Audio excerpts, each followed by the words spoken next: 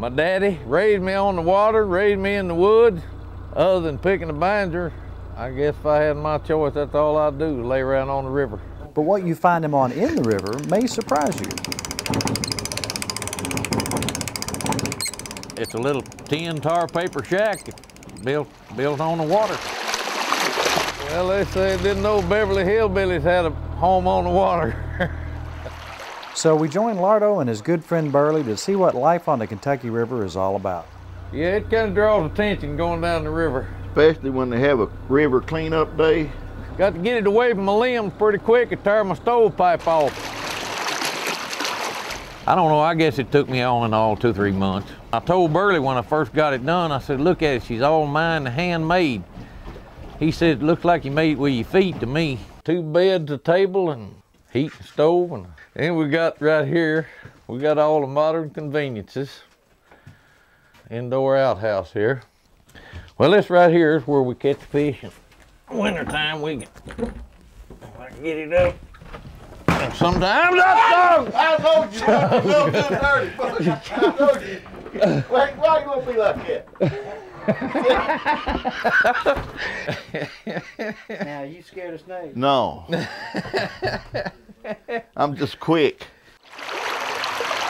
Something about the smell of coffee perking and coal oil lamps burning just reminds me of when I was a kid, and I can come down here and turn the radio on, light a coal oil lantern, build a fire in the stove, and listen to the Grand Ole Opry on a Saturday night. And man, I'm telling you, it makes me feel like a kid again.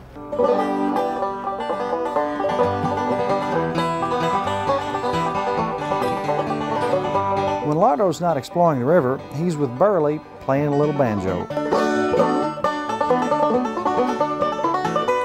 And his beans and peppers. You got popcorn, sugar, beets. We had some government cheese, but we eat it right before y'all got here.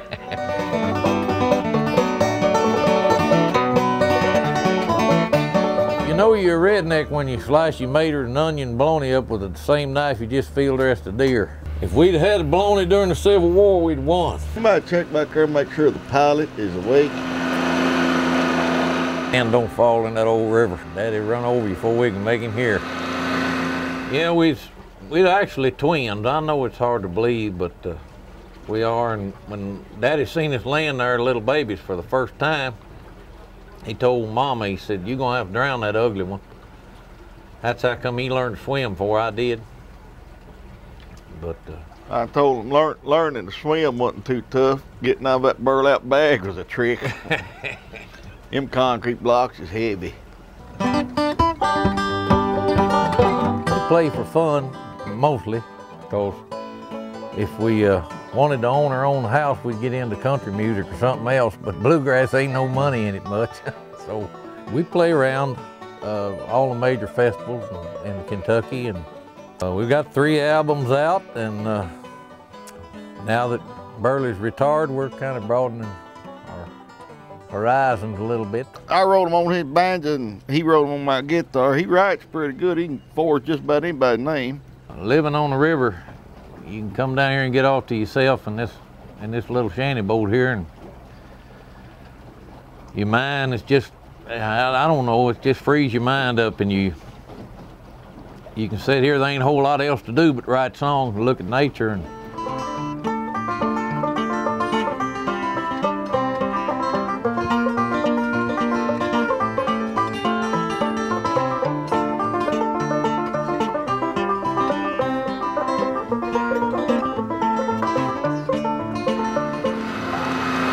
you can bring a banjo or fiddle or guitar down here and you can do some songwriting. Yeah, Uncle Billy Pat, you old river rat, you ever gonna settle down? Will you ever get married? Will you ever take a job? Are you ever gonna move away to town? Ho!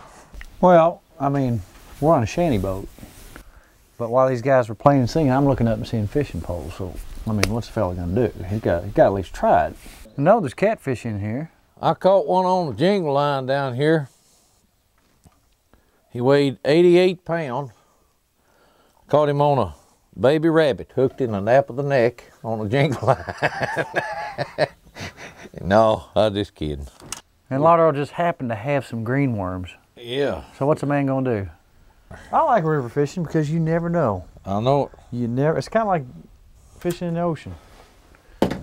You never know. It's we're gonna get one here in a minute. Drum. Sucker. Yeah, he got a good fish hook. It's a channel cat. All right. Weigh about 2 pounds. It's an eater.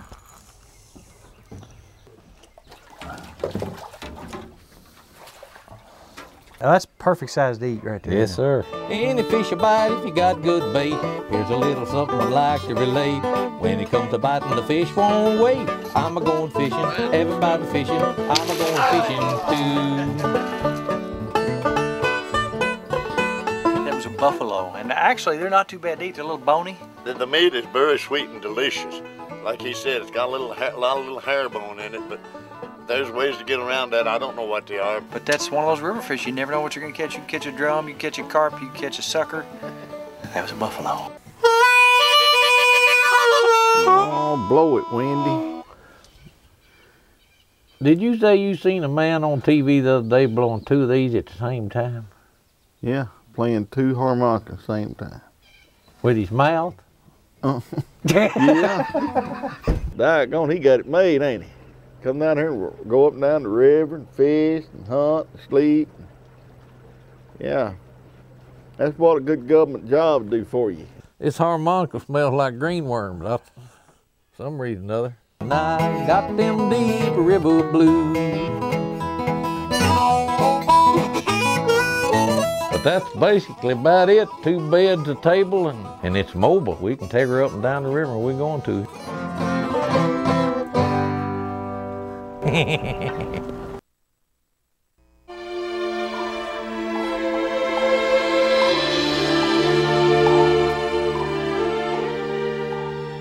After all the flags are gone, what's the next to go? Confederate graves. Join the sons of Confederate veterans. Help fight political correctness and keep Confederate flags flying.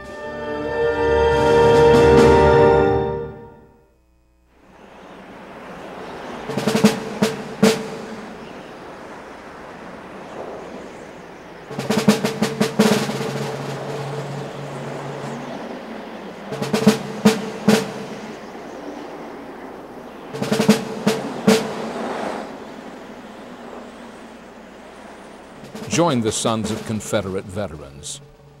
Fight back.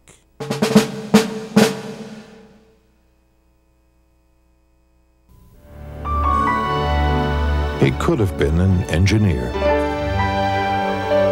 a navigator, a teacher, or a veterinarian. But rather than wear any one of those hats, he chose to wear all of them. He's a Florida farmer. Since man first started farming, agriculture has used the Earth's resources to provide mankind with a food source. And more recently, our world has turned to agriculture to provide mankind with energy sources, with a focus on renewable and biofuels. In this report, the Monitor's Ryan Nakhan takes us to South Georgia, where one man is harvesting a new energy crop from the sun. Growing up as a pecan grower in Arlington, Georgia, Trey Pippin never imagined being able to harvest a new crop so quickly. You see, it takes pecan trees usually 3 years to have just a light crop and 10 years to reach full production.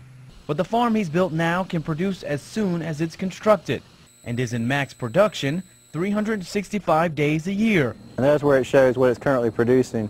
However, when Pippin first heard of harvesting the sun's rays for energy, he wasn't sold right away. Before I got started, I didn't think it was something practical to do. It cost too much money, and it's just, you know, it wouldn't pay for itself. When energy prices seemed to keep going up, Pippin decided to look into the technology he once deemed impossible to use on his farm. What this engineering degree recipient from the University of Georgia found were tax incentives and the Rural Energy for America grant from the USDA that provides farmers with an effective way to install solar farms. The more we looked into it, the more viable it seemed, and it could actually pay for itself in a few years. Now this small pecan grower in South Georgia owns a 200 kilowatt solar farm, the largest private commercial solar farm in the state. Normally this time of year it's averaging somewhere around 900 to 950 kilowatt hours in a day. When the Pippins finally got the grants to go ahead with the construction of the solar farm, they wanted to go with a solar manufacturer based out of Georgia. So they went with Suniva that originated at Georgia Tech. And now 836 panels you see here today can power 40 homes. Basically, you have a bunch of charged electrons that are moving on these panels. Solar panels create electricity by absorbing photons from the sun. These photons release electrons that create the electricity by circulating through the panels. That charge is gone and collected in the back of these with these boxes here and wiring that feed into this combiner box. So from here, the combiner box goes into, it's fed over here to an inverter, where this inverter is where they take the DC charge and turn it to an AC charge, and then from that point it's fed to Georgia Power electric meters over there. So Georgia Power meters it at that point, and then it's fed to their transformers and it's put back onto the Georgia Power grid. Georgia Power then pays Pippin for the energy he produces, minus the energy he uses on his farm. It replaces 150% of all our power we use on this farm. As you might imagine, the farm has stirred up quite an interest in the small town of Arlington. So much so that United States Representative Sanford Bishop recently visited the farm. Trey Pippin has utilized his engineering background and is looking at the wave of the future so that he can help us in Southwest Georgia be innovative in agriculture as far as our energy needs are concerned. And even though it only takes up 1 acre of his pecan orchard, Pippin views harvesting solar energy as a form of agriculture. My argument is, every single year we put up a lot of upfront costs for our crop, and we don't know exactly what we're going to get paid for it, or how much of a crop we're going to get. So with this, we put a system up and we have an extremely good idea how much we're going to produce. And I have a contract, for multiple years of what I'm going to get paid. So I'd consider it a form of farming because of the economics of it, how you have to go about it. Pippin says the solar farm gives him a feeling of accomplishment, and he plans to build more in the future. We can't rely on fossil fuels forever, and just the amount just our farming operation consumes in electricity and diesel and other fossil fuels that, it makes me feel good knowing at least we're doing something that's renewable that'll be here, 100 years from now, we still have sun power producing energy. Energy that will hopefully supply agriculture with a bright future. For the Georgia Farm Monitor, I'm Ryan Knockan.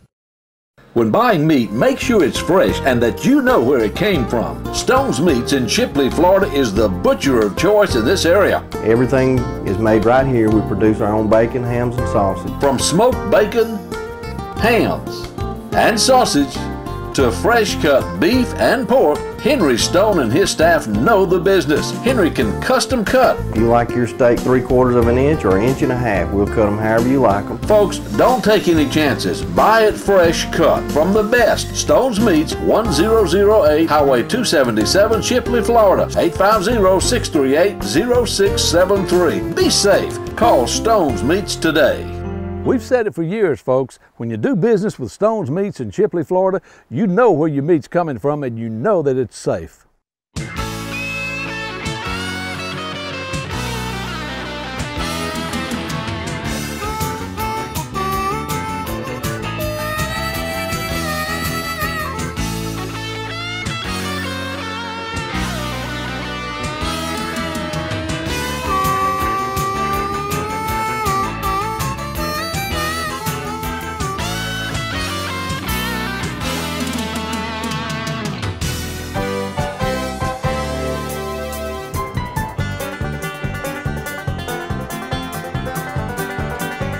If you have stories or information to share, call us or drop us a line. Be sure to catch us next week on Down Home in the Tri-States.